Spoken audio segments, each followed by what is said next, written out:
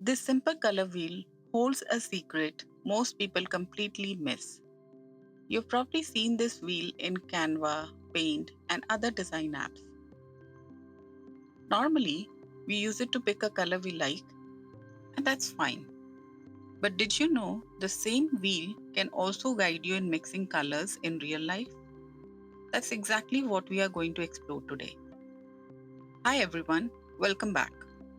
On this channel, we simplify color theory, how to mix colors, how they work together, and how to use them to make your art and designs stronger. Let's take a closer look at this wheel. Around the outer edge, you'll see the pure bright colors, the strongest versions of each color. As you move inward, those colors start losing their intensity. They look more muted, less vibrant, until they finally reach the center, which is gray. If you look at the circle, each color has a color opposite to it. For example, green is opposite to red, orange is opposite to blue, and yellow is opposite to purple. We call these pairs complementary colors. Now, here's something that we would find very hard to believe. When we mix a pair of opposites, they move towards gray. For example, if we mix red with green, the red gradually loses its brightness and shifts toward gray. Not green or any other color, but gray. Which means when you mix complementary colors, they tend to cancel each other out. So red cancels green and green cancels red, and together they move towards a neutral gray. The same thing happens with all other opposites too. Now let's actually see this in action. I'll start with red paint on the palette and then add its opposite color, green. As I begin mixing, notice what happens. The bright red starts to dull and the color shifts towards a brownish tone.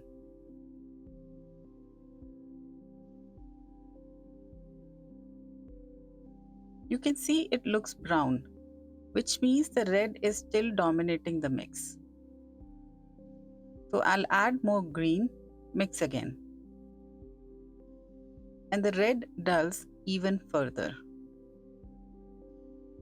But it's still not fully neutral though.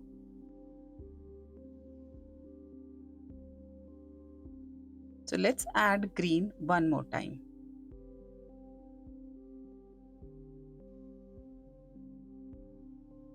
Now the mixture is closer to grey, but it looks very dark, almost blackish, which makes it hard to see the actual color shift on camera. So to make it clearer, I add a little white to the mix.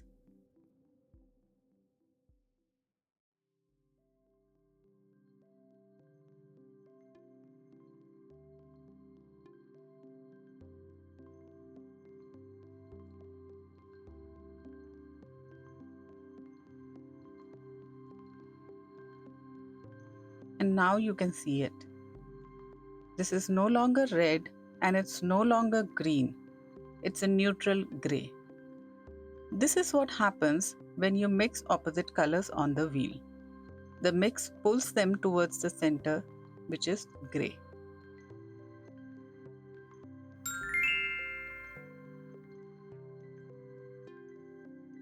So now that we have seen how colors can go from pure and bright to muted and gray, let's put some names to these ideas. In color theory, there are four basic terms that come up all the time. The first one is hue. Hue is simply the name of the color family, like red, yellow, blue, green, etc. So when we say something is red, what we really mean is it has hue of red. The second term is saturation. This tells us how strong or intense a color is. Highly saturated colors look bright and pure, whereas lower saturation means the color looks muted or dull or going towards gray. Next, we have tint. A tint is what happens when we add white to a color. Think of baby pink or sky blue, those are tints. And finally, shade. A shade is when we add black to a color, making it darker, like navy blue or maroon. These are all shades. So, those four terms hue, saturation, tint, and shade are the language of color theory that helps us describe any color we see. Now, let's bring the wheel back on the screen and connect it with the terms we just talked about. Around the outer edge, we have all different hues: red, yellow, green, blue, etc. As we move inward, saturation goes down. The colors lose intensity and shift closer to gray.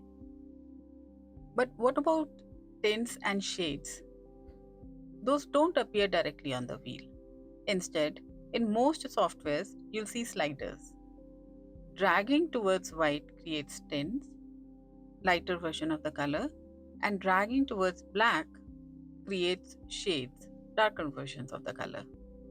So the wheel itself gives us hue and saturation, while the sliders help us explore tints and shades. Together, they cover all four terms we just learned.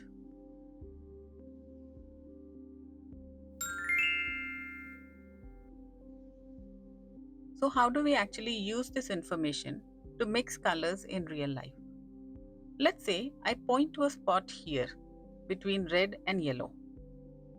That position shows up as orange, which means if we mix red and yellow paint, we land somewhere around that color. Now, if I move that point closer to the center, the orange looks more muted. In real life, that tells me I can dull down my orange by adding a touch of its opposite color, which is blue.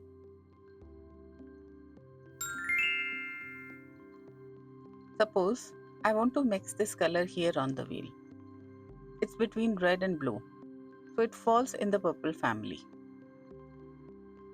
By mixing red paint and blue paint and adjusting the amounts, I should be able to create different purples.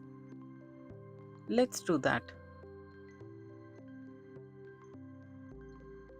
Let's add red and blue and mix it to create a purple.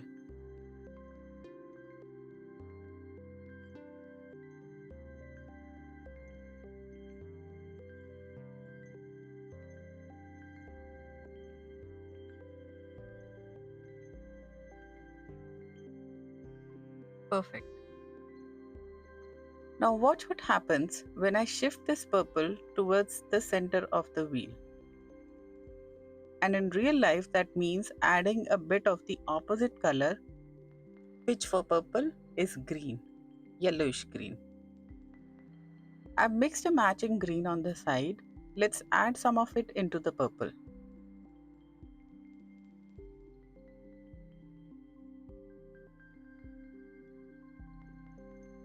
And notice what happens. The purple loses its brightness and moves slightly towards a duller purple. So this is where the wheel becomes really practical. It's not just a digital chart or a color picker, it's a guide for real paint mixing, helping us see how to get brighter colors, duller colors, or anything in between. At its core, the wheel does two things. It shows you the base colors you need to mix to create a target color, and it shows you the opposite color to mix if your mix is too bright so that you can dial it down. The wheel won't hand you the perfect match instantly, but it gets you into the close proximity of the color you want. That alone makes it incredibly powerful because it saves you from endless trial and error. And as you keep practicing, the colors that you mix will start to get more and more accurate. Leave a like if you found this helpful and subscribe if you would like to be part of such discussions. Please drop a comment mentioning what do you struggle with when mixing colors. I'll try to address it in future videos. So let's recap. We saw how the outer edge of the wheel shows pure colors and how they lose intensity as we move inward towards gray.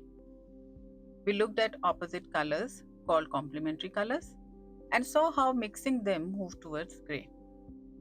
We also introduced four key terms: hue, saturation, tint, and shades, and we connected them to what you see in most design softwares. Then we learned how to actually use the wheel as a guide for mixing, from finding colors between two hues to muting a color with its opposite, and to testing it with real paints. This is the foundation of color mixing, and in the next video, we will build on it by exploring one of the most important ideas in color theory, which is warm and cool colors, and why they completely change the way your mixes turn out.